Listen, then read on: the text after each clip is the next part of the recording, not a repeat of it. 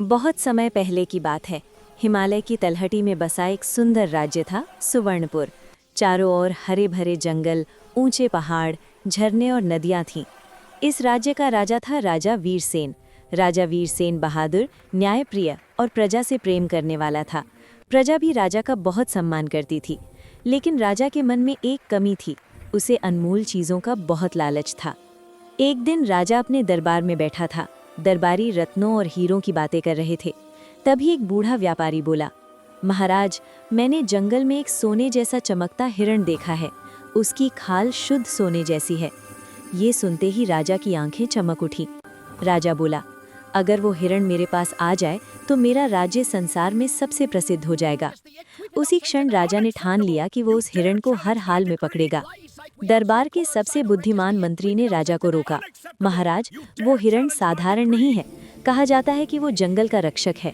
उसे पकड़ने से अनर्थ हो सकता है। लेकिन राजा लालच में अंधा हो चुका था। उसने कहा, मुझे वो हिरण चाहिए, चाहे जो हो जाए।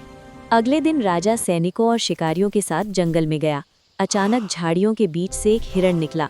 उसका शरीर सचमुच सोने की तरह चमक रहा था। सूरज की रोशनी पड़ते ही पूरा जंगल जगमगा उठा। राजा मंत्रमुग्ध हो गया। हिरण की आंखों में डर नहीं बल्कि शांति थी। राजा ने तीर चलाने का आदेश दिया। जैसे ही तीर छोड़ा गया, हिरण हवा में गायब हो गया। जंगल में अजीब सी गूंज सुनाई दी। लालच विनाश का कारण बनता है। सैनिक डर गए, पर राजा और ज्यादा जिद्दी हो गया। अचानक मौसम बदल गया। तेज बारिश, आंधी और बिजली कड़कने लगी। रास्ते बंद हो गए। सैनिक रास्ता भटक गए। राजा पहली बार डर गया। जंगल के भीतर राजा की मुलाकात एक बूढ़े तपस्वी से हुई। तपस्वी बोले, राजन, सोने का हिरण प्रकृति का प्रतीक है। वो लालचियों से दूर भागता है।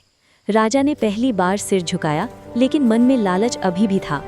रात को हिरण स्वयं राजा के सामने आया। हिरण बोला, राजा वीरसेन, मैं धन नहीं, संतुलन और जीवन का प्रतीक हूँ। अगर तुम मुझे कैद करोगे तो जंगल सूख जाएगा, नदियाँ रुक जाएंगी। राजा चुप हो गया। राजा को अपनी गलती का एहसास हुआ। उसे याद आया कि कैसे वो पहले प्रजा और प्रकृति से प्रेम करता था। राजा ने कहा, मुझे क्षमा कर दो, मैंने लालच में आकर गलत किया। राजा ने अपने सैनिकों को वापस भेज दिया। उसने जंगल को संरक्षित क्षेत्र घोषित किया। बहुत समय पहले की बात है। हिमालय की तराई में बसा एक सुंदर और समृद्ध राज्य था, अमरपुर। इस राज्य की नदियां साफ थीं, खेत हरे भरे थे और लोग सुख शांति से रहते थे। अमरपुर का राजा था राजा विक्रमसेन। राजा विक्रमसेन बहादुर, न्यायप्रिय और दयालु था।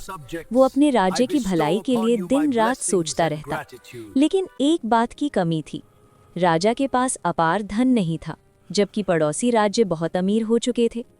राजा अक्सर सोचता, काश मेरे राज्य में भी इतना धन होता कि कोई भूखा न रहे। भाग 2, रहस्यमयी साधु की भविष्यवाणी। एक दिन दरबार में एक बूढ़ा साधु आया। उसकी दाढ़ी सफ़ेद, आंखें तेज और आवाज़ गंभीर थी। साधु ने कहा, राजन, आपके राज्य के पास वाले नीलगिरी वन में एक सोने की चिड़िया रहती है। जो भी उसे पाले वो अपार धन पा सकता है। सुनते ही दरबार में खलबली मच गई। राजा विक्रमसेन चौंक गए। राजा ने पूछा, क्या ये सच है? साधु बोला, हाँ, लेकिन याद रखिए, ये चिड़िया केवल निस्वार्थ और सच्चे दिल वाले को ही मिलती है। ये कहकर साधु गायब हो गया। भाग 3, राजा की खोज यात्रा। राजा ने तुरंत घोषणा की, मैं स्वयं सोने की चिड़िया की खोज पर जाऊंगा। मंत्री और सैनिक मना करने लगे, लेकिन राजा नहीं माना। राजा साधारण कपड़ों में अपने घोड़े पर सवार होकर नीलगिरी वन की ओर निकल पड़ा। वन बहुत घना था।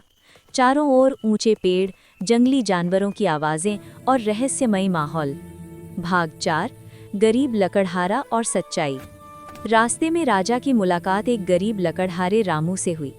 रामू फटे कपड़े पहने था, लेकिन चेहरे पर संतोष था। राजा ने पूछा, क्या तुमने सोने की चिड़िया के बारे में सुना है? रामू बोला, हाँ महाराज, सुना तो है, लेकिन जो लालच में गया वो कभी लौट कर नहीं आया। राजा ने पूछा, तुम्हें धन नहीं चाहिए? रामू मुस्कुराया, महाराज, मेहनत की रोटी सबसे बड़ा धन है। ये सुनकर राजा मन ही मन सोचने लगा। भाग 5, लालची सेनापति की साजिश। उधर अमरपुर में राजा का सेनापति भैरव बहुत लालची था। उसे पता चला कि राजा अकेले वन में गया है। भैरव ने सोचा, अगर मैं सोने की चिड़िया पालूं तो मैं ही राजा बन जाऊंगा। वो चोरी छिपे सैनिकों के साथ वन की ओर निकल पड़ा। भाग 6 सोने की चिड़िया का दर्शन। कई दिनों की कठिन यात्रा के बाद राजा एक झरने के पास पहुंचा। वहां एक अद्भुत दृश्य था। एक पेड़ की डाल पर बैठी थी सोने की चिड़िया। उसके पंख चमक रहे थे जैसे सूरज की किरणें। राजा मंत्रमुग्ध रह गया। राजा ने हाथ जोड़कर कहा, हे दिव्य चिड़िया, मैं धन अपने लिए नहीं, अपने राज्य की भलाई के लिए चाहता हूँ। चिड़िया बोली, राजा विक्रमसेन, मैं तुम्हारी परीक्षा लूंगी। अचानक राजा के सामने 3 रास्ते प्रकट हुए।